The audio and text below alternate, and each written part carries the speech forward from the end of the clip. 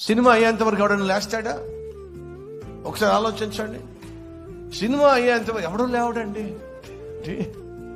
Cinema హాల్లోకి వెళ్ళి ఎంత కుదురుగా కూర్చుంటారండి. ఒక్కడికి కిక్కురుమండు.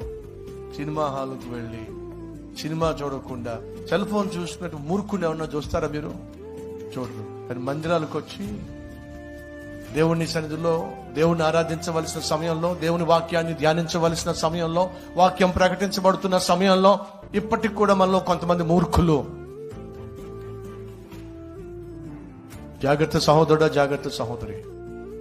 దేవుని మందిరానికి నువ్వు విలువ ఇవ్వనప్పుడు, దేవుని సన్నిధికి నువ్వు విలువ ఇవ్వనప్పుడు, దేవుని సన్నిధిలో కూడా నీ సెల్ ఫోన్కి బ్రేక్ ఇవ్వనప్పుడు వినో, దేవుడు నీకు బ్రేక్ పెడతాడు.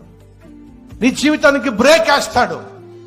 అలా బ్రేక్ వేసినప్పుడు దేవుణ్ణి ఎదుర్కోవడం అంత సులభం కాదు. కుదురుగా కూర్చో.